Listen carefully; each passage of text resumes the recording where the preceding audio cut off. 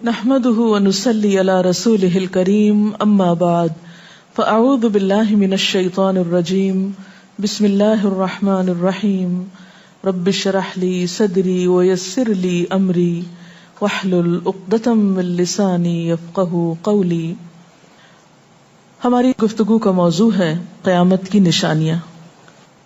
بحیثیت مسلمان ہم سب کا ایمان ہے کہ یہ دنیا ہمیشہ باقی نہیں رہے گی، ایک دن سب کچھ ختم ہو جائے گا،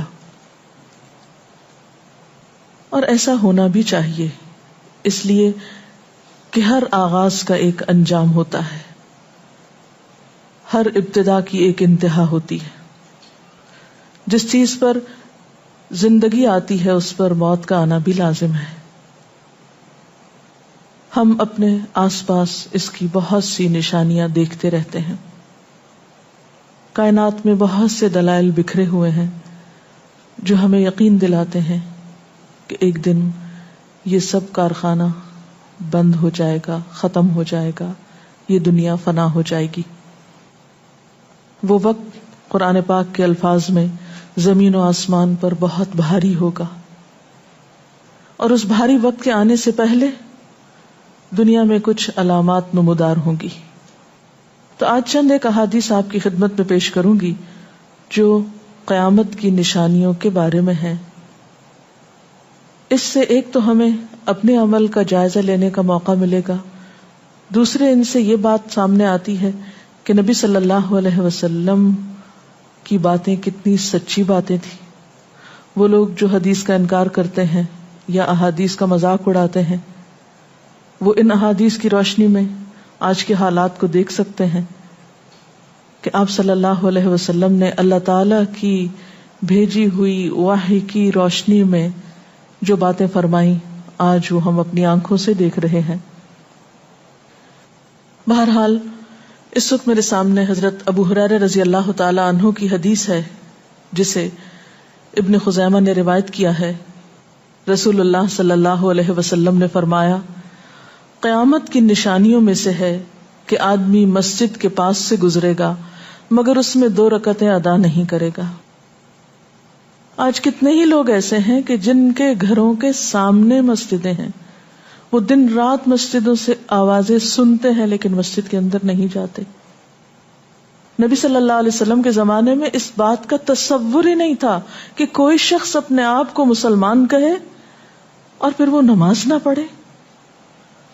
اسی لیے ہم دیکھتے ہیں کہ منافقین ہر حال میں مسجد میں پہنچتے تھے، بلکہ انہوں نے اپنی ایک الگ مسجد بھی بنائی تھی یا مسجد نامی عمارت بنائی تھی. لیکن قیامت کے نزدیک مسجدوں کے پاس سے گزرنے والے مسجد نہیں جائیں گے. ایک اور حدیث میں آتا ہے، حضرت انس فرماتے ہیں رضی اللہ تعالی عنہ کہ اللہ کے رسول صلی اللہ علیہ وسلم نے فرمایا، لوگوں پر ایک ایسا دور آئے گا کہ ان میں اپنے دین کی حفاظت پہ صبر کرنے والا اس شخص کی مانند ہوگا جو آگ کے انگارے کو اپنی مٹھی میں تھامنے والا ہے. یعنی دین پر استقامت اور دین پر عمل اتنا مشکل ہو جائے گا بعض اوقات کہ جیسے ایک انگارہ ہاتھ میں لینا کہ انسان نہ لے سکے اور نہ پھینک سکے. ایک اور نشانی جو آپ صلی اللہ علیہ وسلم نے ہمیں بتائی وہ یہ کہ زمانہ قریب آ جائے گا، عمل میں نقص واقع ہوگا اور بخیلی پیدا ہو جائے گی، دل تنگ ہو جائیں گے. ایک اور حدیث میں آتا ہے کہ بخیلی کا عام ہونا قیامت کی نشانیوں میں سے ہے. آج آپ دیکھیں کہ بسا اوقات انسان کے پاس اللہ کی دی ہوئی بے شمار نعمتیں ہوتی لیکن انسان ان نعمتوں میں کسی کو شریک نہیں کرتا. چھوٹی چھوٹی باتوں کو مائنڈ کر جانا، چھوٹی چھوٹی باتوں پہ ناراض ہو جانا، چھوٹی چھوٹی چیزوں کو حد سے زیادہ محسوس کر لینا، یہ سب کچھ شح کی وجہ ہی سے تو ہے، بخل کی وجہ سے ہی تو ہے. بخل صرف مال میں نہیں ہوتا، بخل تمام نعمتوں میں ہوتا ہے اگر ان میں اللہ کے دوسرے بندوں کو بطور شکر کے شریک نہ کیا جائے. ایک اور حدیث میں آتا ہے، مجموع الزوائد میں یہ حدیث روایت ہوئی ہے، رسول اللہ صلی اللہ علیہ وسلم نے فرمایا کہ لوگ سخت اور بخیل ہو جائیں گے، یعنی ان کے دل سخت ہو جائیں گے اور ان کے اندر بخل عام ہو جائے گا. ایک اور نشانی قیامت کی آپ صلی اللہ علیہ وسلم نے یہ بتائی کہ مساجد میں زیب و زینت بہت ہوگی، یعنی نمازی تو کم ہوں گے لیکن مسجدیں سجائی بہت جائیں گی.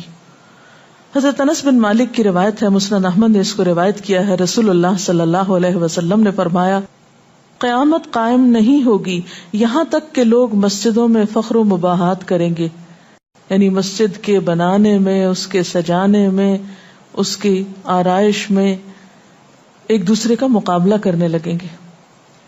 ایک اور حدیث میں آتا ہے کہ قیامت کی علامات میں سے ہے کہ لوگ مسجدوں کو سجایا کریں گے، یعنی اللہ تعالیٰ کو نماز پڑھ کے خوش کرنے کی بجائے مسجد بنا کے سجا کے خوش کرنے کی کوشش ہوگی.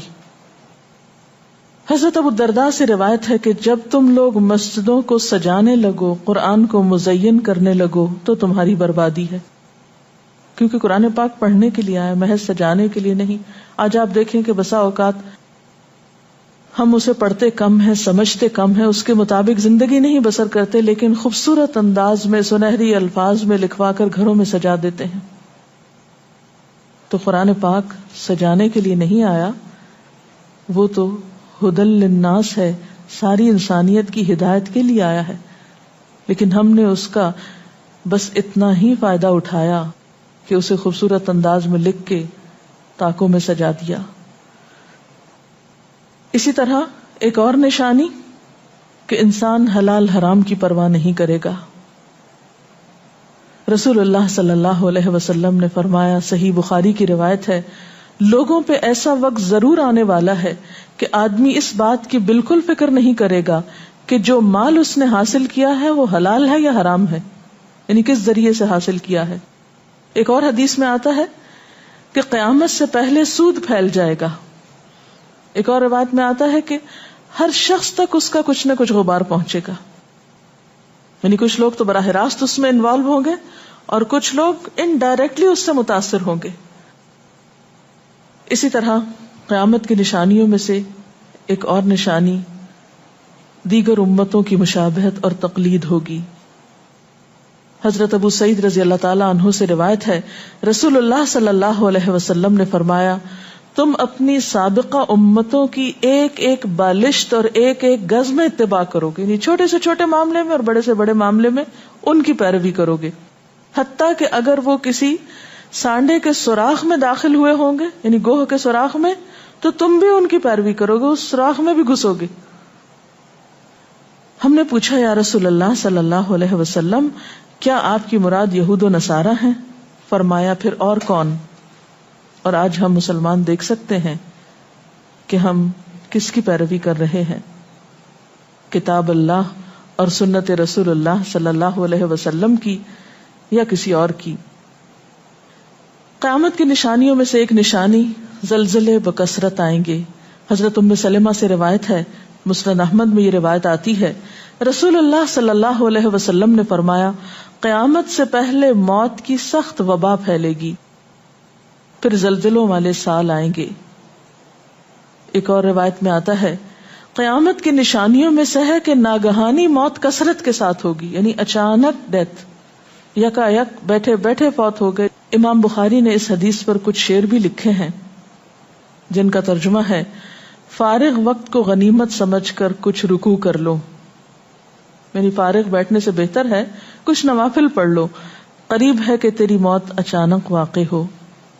تم کتنے ہی صحت مند لوگوں کو دیکھتے ہو جن کی صحت مند جانیں اچانک فوت ہو جاتی ہیں، یعنی ختم ہو جاتی ہیں. حافظ ابن حجر عسقلانی جنہوں نے بخاری کی شرح لکھی ہے فتح الباری، وہ کہتے ہیں یہ عجیب اتفاق ہے کہ امام بخاری خود بھی اسی طرح اچانک فوت ہوئے تھے. یعنی اچانک موت جو ہے وہ کسی پر بھی آ سکتی ہے، کوئی نیک ہو یا بد ہو. ہم یہ نہیں کہہ سکتے کہ ہم بہت نیک ہیں یا ہم بڑے اچھے کام کرتے ہیں تو ہمارے ساتھ یہ معاملہ نہیں ہو سکتا، یہ کسی کے ساتھ بھی ہو سکتا ہے. اس لیے جو وقت آج ہمیں حاصل ہے، جو لمحات آج ہمیں ملے ہیں، ان کو غنیمت سمجھیں اور نیکی کے کام میں پیچھے نہ رہیں. پھر قیامت کی نشانیوں میں سے ایک نشانی یہ بھی بتائی گئی کہ لوگ جان پہچان والوں کو بس سلام کریں گے. عامر بن اسود فرماتے ہیں رضی اللہ تعالی عنہ، کہ ہم حضرت عبداللہ بن مسعود کے ساتھ ایک مسجد میں گئے تو جماعت کھڑی تھی، پھر لوگوں نے رکوع کیا اور ہم بھی رکوع کرتے ہوئے ساتھ شامل ہو گئے۔ اتنے میں ایک آدمی آیا اور کہنے لگا، ابو عبد الرحمن، یہ عبداللہ بن مسعود کی کنیت ہے، آپ کو سلام۔ عبداللہ بن مسعود نے حالت رکوع ہی میں فرمایا، اللہ اور اس کے رسول صلی اللہ علیہ وسلم نے سچ کہا تھا۔ نماز کے اختتام پر کچھ لوگوں نے آپ سے پوچھا کہ آپ نے فلاں شخص کے سلام پر یہ کیوں کہا کہ صدق اللہ و رسولہ، اللہ اور اس کے رسول صلی اللہ علیہ وسلم نے سچ کہا۔ ابن مسعود نے فرمایا، میں نے نبی صلی اللہ علیہ وسلم سے سنا کہ قیامت کی نشانیوں میں سے ہے کہ سلام صرف پہچان والوں کو کیا جائے گا۔ یعنی آپ کسی مجلس میں جاتے ہیں، مسنون طریقہ کیا ہے؟ اگر آپ کسی گیدرنگ میں جائیں، سب کو بیک وقت السلام علیکم کہیں، لیکن بہت دفعہ آپ نے دیکھا ہوگا کہ لوگ آتے ہیں، سب کو نہیں پوچھتے، ان میں سے جو جان پہچان والا ہوتا ہے اس کا نام لے کر بس سلام کرتے ہیں۔ پھر اسی طرح ایک اور نشانی یہ کہ لوگ دعا اور طہارت میں زیادتی کریں گے۔ حضرت سعد رضی اللہ تعالی عنہ سے روایت ہے، انہوں نے سنا کہ ان کا بیٹا اس طرح دعا کر رہا ہے، یا اللہ میں تجھ سے جنت کا سوال کرتا ہوں، اس کی نعمتوں کا سوال کرتا ہوں، اس کی رونقوں اور تر و تازگیوں کا سوال کرتا ہوں، وغیرہ وغیرہ، اور میں آگ سے تیری پناہ مانگتا ہوں، اس کی زنجیروں سے اور طوقوں سے پناہ مانگتا ہوں۔ تو حضرت سعد نے فرمایا، تم نے اللہ تعالیٰ سے خیر کثیر کا سوال کیا ہے اور ضرر کثیر سے پناہ مانگی ہے، جبکہ میں نے رسول اللہ صلی اللہ علیہ وسلم سے سنا کہ ان قریب ایسے لوگ ہوں گے جو دعا میں زیادتی کریں گے۔ یعنی صرف یہ کہہ دینا کافی ہے کہ اللہ تو ہمیں جنت عطا فرما اور دوزخ سے بچا، اس کی بہت تفصیلات میں جانے کی ضرورت نہیں۔ جب جنت میں داخل ہو گئے تو سب کچھ نصیب ہو گیا، اور جب جہنم سے بچ گئے تو سب سے بچت ہو گئی۔ پھر آپ نے یہ آیت پڑھی، اپنے رب سے عاجزی سے دعا مانگو، یقیناً وہ زیادتی کرنے والوں کو پسند نہیں کرتا۔ یعنی دعاؤں میں زیادتی اور اس قسم کی تفصیلات یہ پسندیدہ نہیں ہے۔ تمہیں یہی کافی تھا کہ تم یوں کہتے، یا اللہ میں تجھ سے جنت اور ہر اس قول و عمل کا سوال کرتا ہوں جو جنت کے قریب کر دے، اور میں تیری پناہ چاہتا ہوں جہنم سے اور ہر اس قول و عمل سے جو جہنم کے قریب کرے۔ تو اتنا کہنا کافی تھا۔ پھر قیامت کی نشانیوں میں سے ایک نشانی آپ صلی اللہ علیہ وسلم نے یہ بھی بتائی کہ نااہل حاکم مقرر کیے جائیں گے۔ حضرت ابو ہریرہ سے روایت ہے کہ قیامت کی نشانیوں میں سے ہے کہ ذلیل اور کمینے لوگ نیک شریف لوگوں پر غالب ہو جائیں گے۔ کیوں ابن مسعود، کیا تم نے بھی یہ بات میرے محبوب صلی اللہ علیہ وسلم سے سنی ہے؟ ابن مسعود نے فرمایا، ہاں رب کعبہ کی قسم۔ حضرت حذیفہ سے روایت ہے کہ قیامت اس وقت تک قائم نہ ہوگی جب تک کہ تم اپنے امام کو قتل نہ کرو گے، یعنی لوگ اپنے حاکموں کو مارنے لگیں گے اور اپنی تلواروں کے ساتھ آپس میں ہی لڑائی کرو گے، علاوہ ازیں تم میں سے بدترین لوگ تمہاری دنیا کے وارث ہو جائیں گے۔ اسی طرح قیامت کی نشانیوں میں سے ایک نشانی یہ بھی ہے، حضرت عبداللہ بن مسعود سے مروی ہے کہ رسول اللہ صلی اللہ علیہ وسلم نے فرمایا، قیامت کے قریب صرف مخصوص لوگوں کو سلام کیا جائے گا، تجارت اس قدر پھیل جائے گی کہ عورت تجارت میں اپنے خاوند کا ہاتھ بٹائے گی، یعنی اتنا بزنس ہوگا کہ مرد سے اکیلے نہیں سنبھالا جائے گا، عورتیں اس میں شریک ہوں گی، رشتہ داری توڑی جائے گی، یعنی مال کثرت سے ہونے کے باوجود رشتہ داروں کا خیال نہیں رکھا جائے گا، جھوٹی گواہی دی جائے گی، حق چھپایا جائے گا، اور قلم کا ظہور ہو جائے گا، یعنی نشر و اشاعت خوب ہوگی، خوب لکھا جائے گا۔ ایک اور روایت میں آتا ہے کہ وقت مختصر ہو جائے گا۔ آج آپ دیکھیے ہر شخص وقت کی کمی کی شکایت کرتا ہے۔ حضرت ابو ہریرہ رضی اللہ تعالیٰ عنہ سے روایت ہے، رسول اللہ صلی اللہ علیہ وسلم نے فرمایا، قیامت قائم ہونے سے پہلے یہ نشانی ظاہر ہوگی کہ زمانہ قریب آ جائے گا، یتقارب الزمان، سال مہینے کی طرح، مہینہ ہفتے کی طرح، ہفتہ دن کی طرح، اور ایک دن ایک گھنٹے کی طرح، اور ایک گھنٹہ آگ کے شعلے کی طرح تیزی سے گزرنے والا ہو جائے گا۔ اور آج آپ دیکھیے کہ اللہ کے رسول صلی اللہ علیہ وسلم کی یہ بات کتنی سچ معلوم ہوتی ہے کہ ہر شخص وقت کی کمی کا شکار ہے، اور پتہ ہی نہیں چلتا ہفتہ گزر گیا، پتہ ہی نہیں چلتا مہینہ گزر گیا، پتہ ہی نہیں چلتا سال گزر گیا، پتہ ہی نہیں چلتا اتنی عمر گزر گئی، کل کی بات لگتی ہے. اور انڈائریکٹلی یہ اشارہ اس بات کی طرف کہ زندگی کی رفتار بہت تیز ہو جائے گی، یعنی فاسٹ لائف جس کو آپ کہتے ہیں اس کا شکار ہو جائے گا. ایک اور روایت میں آتا ہے کہ دنیا محبوب ہو جائے گی، موت سے نفرت ہو جائے گی. حضرت ابو ہریرہ سے روایت ہے رسول اللہ صلی اللہ علیہ وسلم نے حضرت ثوبان سے فرمایا، اے ثوبان، اس وقت تمہارا کیا حال ہوگا جب دوسری امتیں تم پر اس طرح ٹوٹ پڑیں گی جس طرح تم کھانے کے برتن پہ ٹوٹ پڑتے ہو. ثوبان نے کہا، میرے ماں باپ آپ پہ قربان، اے اللہ کے رسول صلی اللہ علیہ وسلم، کیا اس وقت ہم تعداد میں کم ہو جائیں گے؟ فرمایا، نہیں، بلکہ تم کثرت میں ہوگے، لیکن اللہ تعالیٰ تمہارے دلوں میں وہن ڈال دے گا. صحابہ نے پوچھا، یا رسول اللہ صلی اللہ علیہ وسلم، وہن کیا چیز ہے؟ آپ نے فرمایا، دنیا سے محبت اور جہاد سے نفرت. اور ایک روایت میں آتا ہے، دنیا سے محبت اور موت سے نفرت. اسی طرح نیک لوگ آہستہ آہستہ کم ہو جائیں گے. رسول اللہ صلی اللہ علیہ وسلم نے فرمایا، نیک لوگ یکے بعد دیگرے رخصت ہوتے جائیں گے، فوت ہوتے جائیں گے. فضول لوگ باقی رہ جائیں گے، بیکار، نکمے، جس طرح جو کا بھوسا یا ردی کھجور باقی رہ جاتی. اللہ تعالیٰ ان فضول لوگوں کی کچھ پرواہ نہ کرے گا. کوڑے کرکٹ کی طرح ہوں گے جن کی کچھ پرواہ نہ کرے گا کہ ان کو پھینک دیا جائے یا کاٹ دیا جائے یا کہیں جلا دیا جائے. ایسے لوگوں کی اللہ تعالیٰ کو کچھ بھی ضرورت نہیں ہو. حضرت عمرو بن شعیب اپنے والد سے اور اپنے دادا سے روایت کرتے ہیں، رسول اللہ صلی اللہ علیہ وسلم نے فرمایا، لوگوں پر ایک ایسا وقت آئے گا کہ ان کی خوب چھانٹی صفائی کی جائے گی تو فضول لوگ باقی رہ جائیں گے اور نیک لوگ ختم ہو جائیں گے. پھر آپ نے اپنے دونوں ہاتھوں کی انگلیوں کو آپس میں ملا کر فرمایا، اس طرح ان کے وعدے اور امانتیں خلط ملط ہو کر رہ جائیں گے اور وہ اختلافات کا شکار ہو جائیں گے. یعنی نہ ان میں وعدوں کا پاس ہوگا، نہ امانتوں کی ادائیگی کا احساس ہوگا، اور وہ ایک ہی چیز جانیں گے اور وہ لڑائی جھگڑا، اختلافات. کیونکہ کوڑا کرکٹ ہے نا، کوئی وزن تو اس کا ہے نہیں، کوئی اصول تو ہے نہیں، کسی نیک کام میں استقامت تو ہے نہیں، بس جدھر کو پانی جا رہا ہے اس پہ بہ رہے ہیں، ہوا چل رہی ہے اس پہ اڑ رہے ہیں. تو ایسے نکمے اور بیکار لوگ باقی بچیں گے اور پھر ایک دن دنیا اپنے اختتام کو پہنچ جائے گی. ہر گھر میں فتنہ داخل ہو جائے گا. حضرت عوف بن مالک فرماتے ہیں کہ میں غزوہ تبوک کے موقع پر رسول اللہ صلی اللہ علیہ وسلم کی خدمت میں حاضر ہوا جبکہ آپ اس وقت چمڑے کے ایک خیمے میں تشریف فرما تھے. آپ نے فرمایا، قیامت کی 6 نشانیاں گن لو. پھر ایک ایسا عام اور تباہ کن فتنہ ہوگا کہ عرب کا کوئی گھر بھی اس کی لپیٹ میں آنے سے محفوظ نہ رہ سکے گا. تو اللہ تعالیٰ سے دعا ہے کہ وہ ہمارے ایمان اور عمل کی حفاظت فرمائے اور ہمیں نیکی کی توفیق عطا فرمائے، اپنی ذمہ داریوں کو صحیح معنوں میں پورا کرنے کی توفیق عطا فرمائے. اگر آپ کے ذہن میں کوئی سوال ہو تو آپ کر سکتے ہیں. جو لوگ قیامت کی ان علامات کا مذاق اڑاتے ہیں اور کہتے ہیں کہ یہ حالات تو بہت عرصے سے ہیں، قیامت آنی ہوتی تو آ چکی ہوتی، تو ہم کیا کر سکتے ہیں، انہیں کیسے سمجھا سکتے ہیں؟ دیکھیے کہ جو لوگ مذاق اڑانے پر تل جاتے ہیں ان کا کوئی علاج نہیں.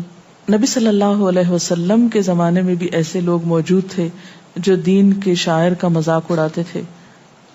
قرآن نے ایسے لوگوں کو منافق بتایا ہے.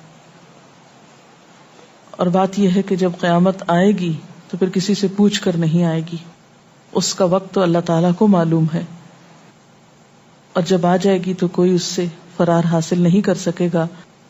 آج ہمیں اللہ تعالیٰ نے اختیار دیا ہے، چاہیں تو کسی چیز کو مانیں اور چاہیں تو انکار کر دیں، لیکن جب اصل حقیقت سامنے آئے گی تو پھر ہم انکار نہ کر سکیں گے.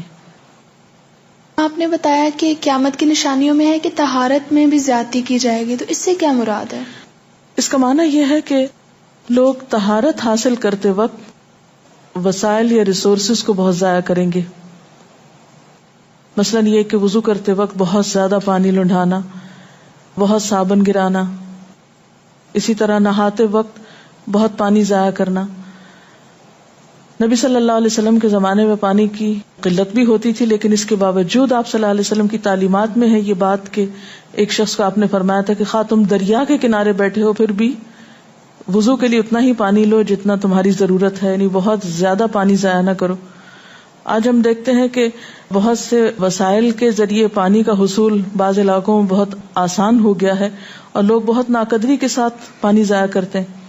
مثلاً بعض دفعہ دیکھا گیا ہے کہ برش کرنے کے وقفے میں ٹیپ کھول دی جاتی ہے، بعض اوقات 5 منٹ تک ٹیپ میں سے پانی بہتا رہتا ہے اور آرام آرام سے لوگ اپنی طہارت اور صفائی کا اہتمام کرتے رہتے ہیں.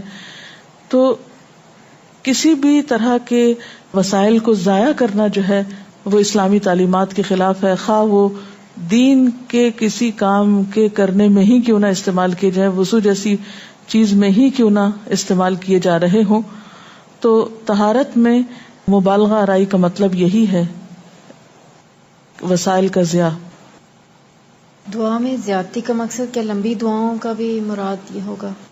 اصل میں دعا تو حسب ضرورت کی جا سکتی ہے، حسب موقع. کبھی آپ کے پاس وقت زیادہ ہوتا ہے تو آپ دیر تک بھی دعا کر سکتے ہیں، مخصوص اوقات میں، مخصوص قبولیت کی جگہوں پر. لیکن سنت کے طریقے سے ہٹ کر مبالغہ آرائی کے انداز میں دعا کرنا اور پھر ردیف قافیے ملا کر دعا کرنا یا شعر و شاعری کے انداز میں دعا کرنا، ان چیزوں سے منع کیا گیا ہے.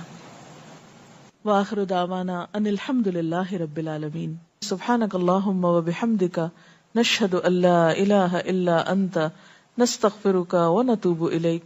والسلام علیکم ورحمۃ اللہ وبرکاتہ.